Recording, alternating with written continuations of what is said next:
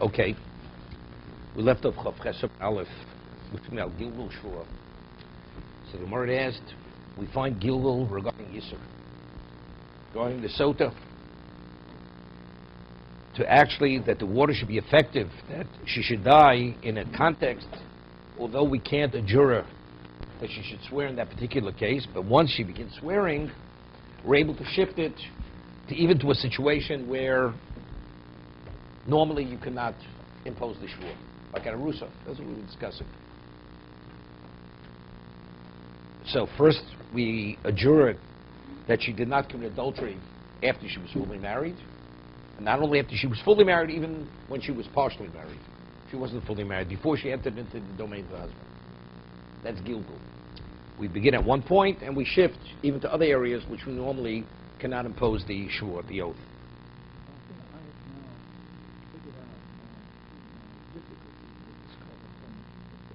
Well, we didn't get to the Kavachom yet. This is the Isser. Wait. Let's just reviewing a little bit. See, yesterday I wasn't there, so David had time to reflect on this. Okay, so the Gemara says, but the Torah states it by Isser. How do we know, Mama? How do we know we apply this principle to even to a monetary situation? So the Gemara introduces it with the Kavachom, right? Now we're coming to what you want to say. Okay? So let's first talk about Sota before we get to the Kavachom. What does the Kohen impose on the woman? The husband brings his wife to the Kohen and says, she's agreeable, she claims her innocence, and I really want to get to the bottom of this. Because the husband doesn't bring his wife, there's nothing to talk. He says, I'm going to divorce her. We don't even begin with the whole process. But if he wants to verify yet whether she did or did not, and she's agreeable, she claims her innocence, that's when we begin the process of the Sota. This is the Sota process. Okay, with the juring and everything else. So what does she swear? Is it Amen, Allah Ola, Amen, Allah Shua? She says Amen on both. Amen, did you not commit adultery with this man, with another man, when you were Narusa, when you were this or that, okay? So what is the proof the Gemara brings to Gilgul? We speak about Arusa. Arusa, right? You did not commit adultery when you were not in your husband's domain. You may have committed adultery after the kiddushin, before you were fully married, before you entered your husband's domain. Although, the Gemara says, if that he would want to impose the shua just on that period of time alone, he could not. Nevertheless, but once the Kohen is able to impose the shua on the woman from during the time when she was fully married, and even if she did not commit adultery then, but if she did commit adultery the prior period of time, she will be actually affected negatively by the water, by the Mesota, right? So from there we see Gilgul. So the Tosa says, all the Rishonim ask a question. But one of the things he adjures is saying, B'izzel mishacher. You didn't commit adultery with this man who you were forewarned by the husband. You need kinun stira. You have the forewarning, and she sequesters herself with that particular person. And you have witnesses. So let's say factually she did not commit adultery with that person. And she committed adultery with another man. She's actually affected through the process. So the Gemara asks, the Rishonim asks, so why does the Gemara bring a proof from Arusa?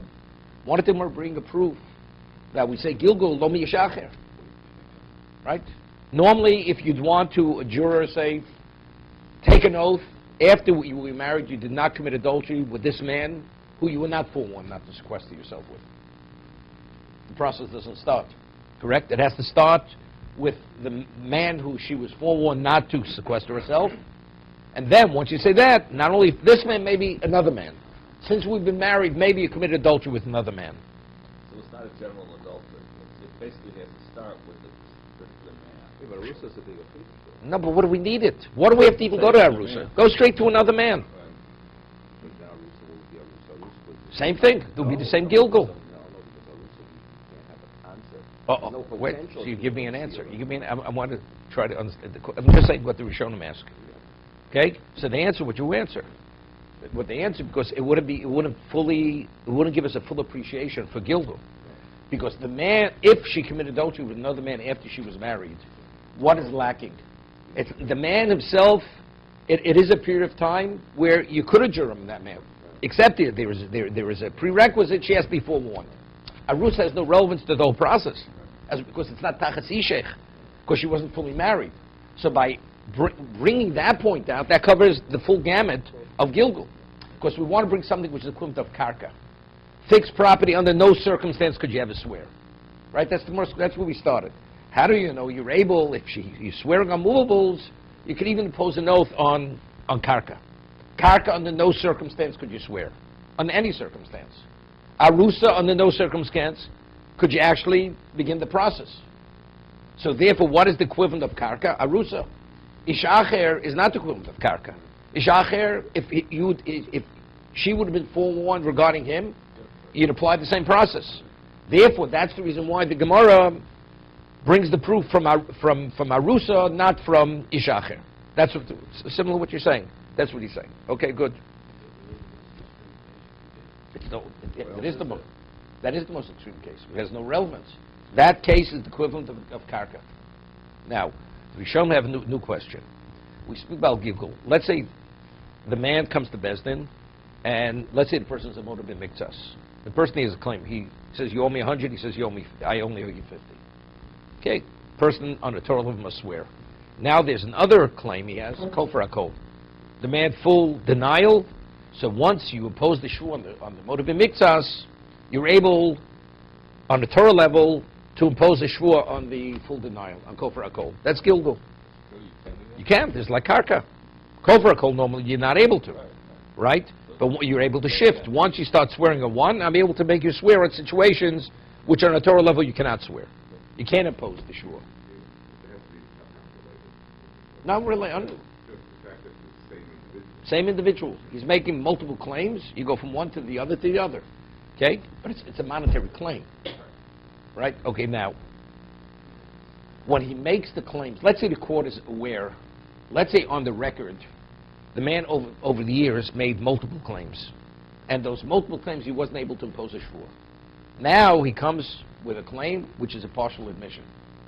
Meaning the court has on the record that there were past claims which he couldn't enforce because they weren't enforceable. Now the judge says, you know something? Now that you're able to impose a shvur here, we're going to impose the shvur on all these other cases. Could the court do that? Does the claimant, is he the one who has to make that point, or the court could do this on his own? Let's say the man will walk out of Bezdin. After the motor b'miktas, he walks out, and now could the court continue the process without permission of the baldover, of the person himself originally, of the claimant? You had a question? The man says, if the person himself says, the person made a partial admission, and he makes a partial admission in Bezdin, he imposes the oath. He says, now I want him to swear on A, B, C, D, and F. He can. Back 20 years. 20 years doesn't make a difference. He can. What about the court imposing the multiple other situations without consulting with the claimant? The claimant made claim A, but the court is aware of other past claims. Could they impose the oath without representing the claimant to impose the other? No, he has to be present. No, because the court, the Bezdin, has to impose law. They have a right, or to say no. Anything that has to do with a monetary claim, you have to be a baldover. Baldover means you have to be the one who has the right to make the claim. Where the court is able, that's under their jurisdiction. Once they're permitted to begin imposing the oath, they could take over from that and go further. No, it's separate. No. Each claim is independent of the other. No, it's within the context of Gilgul. Right? Let's say you have two claimants. One has karka, one has metaltalin. Of course, we could make him swear on Reuven. We could impose that. We could Shimon's claim on karka. Of course not. It's only within the same person. Okay, so seemingly the Kohen. When the Kohen starts off, you did not commit adultery with this man who you were forewarned, so on and so forth. She says, Omein. Then he says, and when you were Arusa, is the husband saying? The husband's not saying that. The husband never suspected that. Is that true, though? Seemingly. It's just the Kohen. The Kohen himself takes it, once he's able to a juror, he starts there, he goes all these other multiple possibilities. The husband never suspected that when they were married, semi-married, that she committed adultery, right? Or another individual, but never suspected it. So it seems the Kohen takes over. wait a second, wait, listen. Listen. Like this. Wait, so the Kohen would be the question. He's the one. We're learning from Bezdin. Okay, so the Ritva says the Kohen can. The Kohen does not have to consult with the husband. Says, I want, not only she should swear on this, on these other multiple other situations. So the Ritva says, even though that's true regarding the Kohen, regarding a monetary claim, the husband's the only one who could actually make the request. The Bezdin cannot do this on their own. Why? So he says, well, let's learn from the Kohen. Right? Right. Only the claimant can make all these multiple other claims to impose the shvur. He says, how do you differentiate between the Kohen? Why the Kohen? Yes. He says, interesting. The only one who could demand the shvur, you have to be a baldover. I mean, you have to have relevance that you have a right to make the claim. Reuven has a monetary claim. What does that do with Shimon? Shimon's not involved. What about if a woman commits adultery? That has relevance to every Jew. Because that's Kol Yisrael Ravim Zeloseh. Right? We're responsible. The man should not live with an adulteress. It's unbeknown to him she's an adulteress. So therefore, the Kohen represents Klal Yisrael, Kol Yisrael Ravim Zeloseh. He's a baldover. Of course, the Torah says the only one who could begin the process is the husband. Because it has to do with his relationship. But if he wants to have a relationship with his wife, and she's going to be vindicated, and it may not be a valid vindication, we have to go the full 9 yards here. Therefore, the Kohen has a right, based on the principle Kol Yisrael Ravim Zeloseh, to impose these multiple other oaths which pertain to other situations. You can't say something about the Mama? No, because here, every time he's going to live with her, he's going to be living with an adulteress, believing that she's permitted to him. So the Kohen, by not imposing the other, he's the cause of him violating. If the man's a thief, he's a thief. He's a thief, that he knows. Understand that, okay. I'm just, these are the words. This is how the Ritva wants to differentiate between a monetary claim and a case of sota. Therefore, he says by monetary claim, the court cannot take it. Once they begin adjuring him, they can take it to other situations. The only way they can, it's only if the husband, the claimant makes the claim. Doesn't make the claim, they cannot impose the oath. This man we're talking about has done the same thing over and over again in other members of the community. And each time it's happened, we're able to make him take it down. No, you can make a suggestion to the claimant. By the way, would you want us to impose the oath at all these other situations? If he authorizes them, they can. Well, the third point is the other thing. No. This man has a record of doing bad things, and we've never been able to catch Okay, him. let's now go. you come to this man, and we're in a position finally To nail him. through an oath.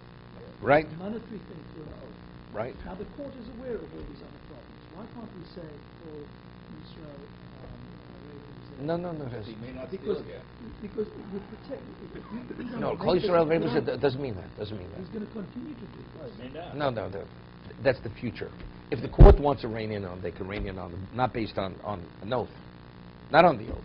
They can put a person to death, even though the Torah doesn't prescribe the death penalty. That's the right of the court. If anything gets out of hand, the court could rein in on anybody. He was within the process, which is the normal process. Could we go from one point to another without being authorized by the claimant? That's our discussion here. I'm just picking up on what the Ritva said, that use this principle that all Jews are responsible for taking care of other Jews.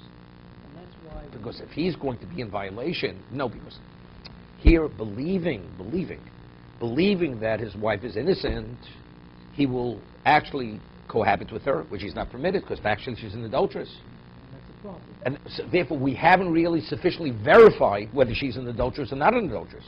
Therefore, it's our responsibility to bring about that level of verification. Protect this man. Protect the husband. No, to protect the husband, because when he does the wrong thing because of us, right? Now I want to say the same thing. We've got this man here, and if we He's don't dishonest. extend him, he's dishonest. He's going to go out and he's going to do this again and again and again How do you know because that? he's got a record of How do you know this? Factually, a man who's married, he has conjugal obligations. He has he's obligated to cohabit with his wife. He has conjugal obligations. Right? You don't know this guy. Exactly. It's not comparable.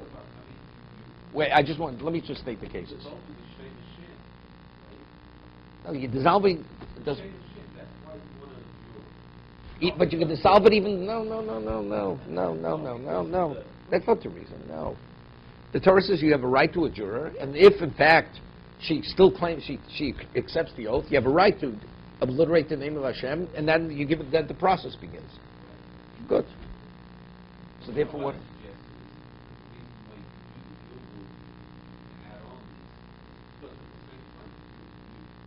Evidently, you see it's clear, and then that will refute the Kal V'chomer. So okay, so evidently you see that's not the reason. Okay, now the Rambam disagrees.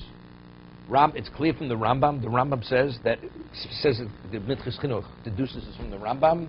The Rambam says when can the Kohen a juror regarding Arusa? It says the husband a juror doesn't. The husband has a right to make a claim to verify whether she committed adultery when she was not Arusa. It's clear from the Rambam. The Kohen cannot do this without the authorization of the husband. So therefore the question doesn't begin. No. When the Gemara speaks about all the various applications of the Shua, that's only the husband authorized the Kohen to a juror in those cases. If he didn't, it's limited to that point. He doesn't. Then you'd have Gilgul, but since the Torah says Omei goes on multiple, and those other applications, he cannot independently a juror on that, so that's where we're learning Gilgul from. No, one Omei, no, Tosas explained. One Omei includes all of them. The second Omei teaches us Arusa. Remember, that's... Isn't the formulation standard? Whenever this procedure is done, there's always two Omeis. Yeah, but one's on the Olo, that's what Tosas explained. No, the additional, no. The Omein is, the second Omein tells us, even though we have a situation which normally you cannot a juror, like we said, Arusa, if it's another man, that person has relevance for her to take an oath, if she would have been forewarned regarding that person. That's what we answered. We answered the question before. According to the Rambam, the husband is only bringing one claim. If the husband brings one claim, the oath is limited to that. It's not Gilgul. No, what is the text? No, there's no text. There's no text. Within the Omei, it includes multiple situations. If he should choose to make that claim, No, but he doesn't make the claim. then it's limited to that. No, but then why would you say two Omeis? No, because that one's one's to learn. One is ala olov ala shvur, on the curse and on the oath. That's what it says. Omein. That in fact she will die in this particular manner as prescribed by the Torah. That's what the Gemara says. Omein ala olov. Omein ala shvur. Ol is the curse, the other's on the oath. So under the heading of oath, multiple things are included in that. It's not one situation. So the two Omeis, then, I thought you can only learn one Okay, thing. we're now going back to Tosas. Tosas himself discussed this. That was Tosas' question. How do you learn multiple things from one Omei? See, he goes to explain, because in the Parsha, it explains multiple things, and the Omei is going back whatever is said in the Parsha. That's why I'm able to draw from one Omei multiple things. It's because it's going back to what we've just discussed. Like, let's say a person puts questions here and say, whatever you said yes. You said one yes, but the yes goes on whatever you said. Saying that's the way the Torah says Omei. Okay? Has to authorize it. Yeah, so he can, if he wants to, only authorize the basic. He says, I'm not concerned about it. I never suspected her. Right. But he has Everybody that else, aspect. the whole formula. Correct. But he has that aspect because of the second Amen that he can use. Right. But other Rishonim say that not only can he do it regarding, like the Ritva by Yisr, even my mother. The court has a right to take it the full 9 yards. Any conceivable situation where, although in that particular claim he couldn't impose the oath, the shvur, they have a right to do it without being authorized by the claimant. The other Rishonim. That's just regarding this particular individual. No, yeah, the individual, correct, of course. Somebody else says, Why would somebody ever admit to opening himself? He's opening himself up to some... no, we're going to see Tosas. Let me ask you a question. What? Let's say, no. Let's say a person says, is a motive mixas, says, now I want you to swear I lent you money 30 years ago. there has to be some basis that the man has a claim. A man all of a sudden presents fictitious scenarios. The court's not going to agree to that. There has to be a basis. He'll bring witnesses that he lent money, and then he says, "I paid you." Right? Parati person's belief. Person says, "I paid." But the man has no basis whatsoever for a claim. The person's coming out of nowhere. That's we'll see. Also, it says over here.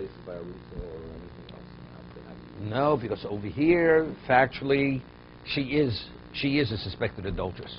Once you see this, then there are all kinds of questions. This relates to her relationship with her husband. Yeah. Did she value it sufficiently? Didn't she value it sufficiently? Here, now, like we said, 30 years ago, you borrowed. Who said I borrowed? Well, because now I borrowed. I borrowed 30 years ago.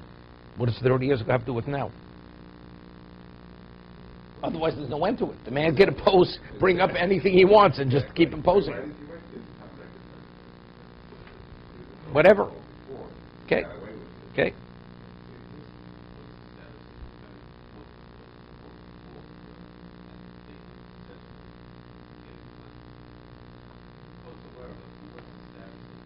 Well, first of all, there he took a shvuah d'Rabbanan. Right? La halacha, we rule. There's an argument in Gemara. Let's say a person approaches somebody in the street and says, "I lent you $100." And says, "I never saw you before." Does he have to swear? That's kofar kol. Rabbinically, there's a shvuah says this. Right? Does he have to swear in that situation? It's two positions in the Gemara. One says, yes. Why? Because a person doesn't make a claim unless there's a basis for a claim. Because you have to have a degree of chutzpah to approach somebody you never saw before and you claim that he owes you money. The other case is the man admits, he says, "I did borrow, but parati." So there is a basis. There's an admission on the borrower's part. I did borrow, but he said, "But I no longer owe you." So there, because there is a basis for the claim, and because the man even admits he borrowed, that's where we impose the shvuah d'Rabbanan. But in a situation that there's no history, there's no background on the claim, one doesn't take shvuah d'Rabbanan. So if that would be the case, well, we could have a gilgul, right? You could have a gilgul in this situation. What? It would be a difference between shvuah d'oraisa and shvuah d'Rabbanan. Good. So the two amens, this whole thing, trying to understand what was the second amen and came to others. So my difficulty with this analysis is the following. I can see three scenarios. One is the husband and his wife present. That's the one. No disagreement about that. That's the first one. The second scenario is the wife with another man while she was married, fully married. And the third is the arusa and the Hebrews. Wait a second. With another man but that's stated in the parsha. One amen would have been because it says you did not lie with another man. That's explicit in the portion. Is that the first amen? No, the first one is, it says, a man who forewarns his wife, so on and so forth. So it's clear the amen is going on that case. But when the Kohen speaks to her, he says, you did not lie, have another man's seed put into you. That's what the Kohen says. So that includes even a person who was not forewarned. Which may have somebody we're not aware of. But it's while you were fully married. You did not have an adulterous relationship while you were fully married. That's in the parsha. And then it says amen. After all these various things presented, it says amen. So one amen goes back on whatever preceded it. Whatever the Kohen presented to the woman. But then it says an additional amen. What is the additional amen? So additional amen is addressing something which is not explicit in the parsha. That's the case of Arusa. So, I have to look at the text. You look at the text. I thought that what is happening is she is being accused of possibly having a relationship with this particular man over there that was witnessed. Because she defied his warning. She secluded herself, etc.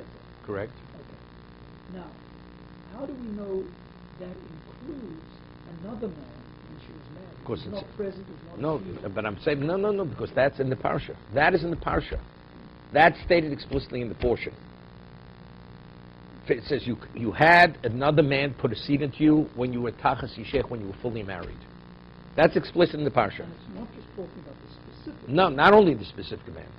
It begins with the specific command. But when he actually begins adjuring her, it's even with not that particular person.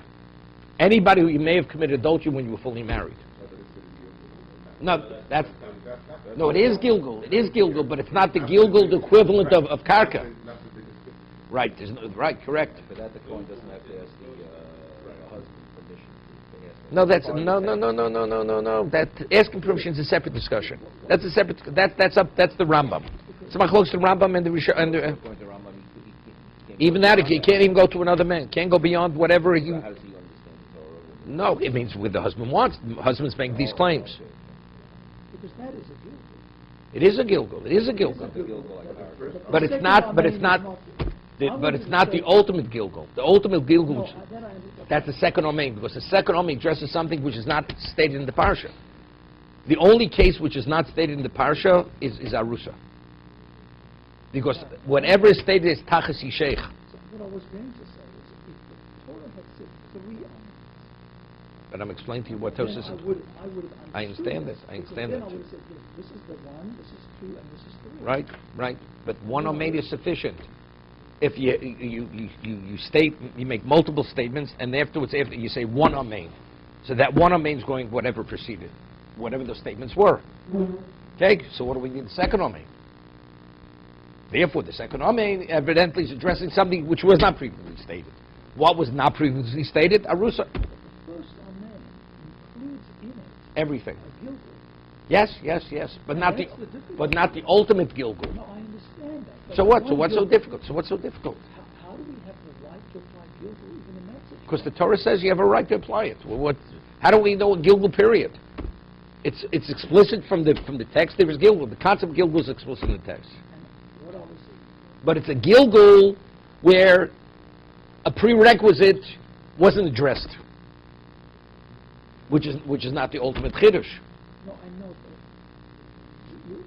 so Rabbi, you're starting with the understanding that there is an ultimate Gilgul. I'm not even there. No. From the text, there is no ultimate. There's a Gilgul stated explicit in the text. There is a Gilgul. And Explicit I in the would say text. The first Amen applies to the husband, and this particular situation, the second one. No. So I'm telling you why it doesn't. Explaining what Tosa says. Why I don't need the second Amen to apply to the other situation. Amen is applicable to whatever is stated explicitly in the parsha. And what's stated explicitly is a Gilgul. Gilgul for another man when she was fully married. That's explicit. That Gilgul stated explicit in the Torah. But the question is, how far do I take it? The second Amen tells me you even go beyond what's stated explicitly in the parsha. Even to Arusa. It's clear. Shemeres Yavin is difficult anyway because the Rishonim talk about it. I mean, it's not adultery. And it's not punishable by death. I mean, here the woman's going to die because she actually had this illicit relationship. So it has to do, even though it's not punished by death, but they say, it's a Gemara in Yevomis, it's like in Sota, so Shemeres Yavim, a woman who's a woman in waiting. It says, and you did not commit adultery when you were Shemeres Yavim. What do you mean? And let's see, she did, it's not adultery? According to Rabbi Akiva, the Gemara says, according to Rabbi Akiva, that chayvei love, that you have a mamzer for chayvei lavim, right? So even though it's not punishable by death, but since she's asura labalo, a shemeres yavin, according to Rabbi Akiva, who has an illicit relationship, because there is a zika, there is a bond to the surviving brother. If she has this illicit relationship, he's not permitted to perform yibum after that, according to Rabbi Akiva. Even though it's not punished by death, and if she lied, she's going to die because of that. It's a little bit of a chiddush. So we're equating a woman, as a result of a illicit relationship, becomes forbidden to the husband.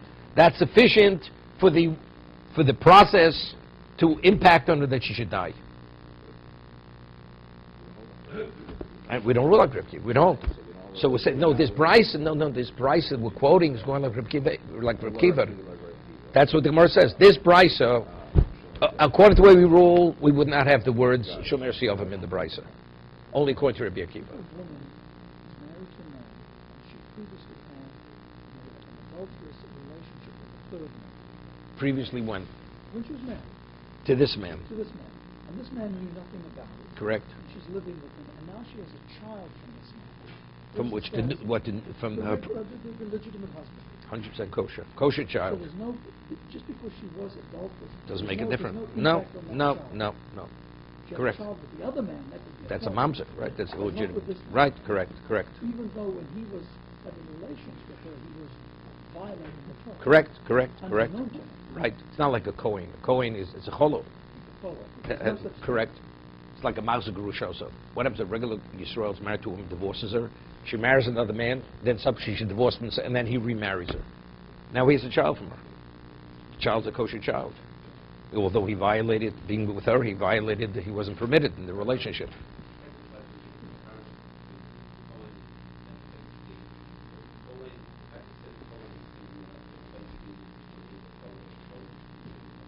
Well, they're enduring it. They're actually imposing it.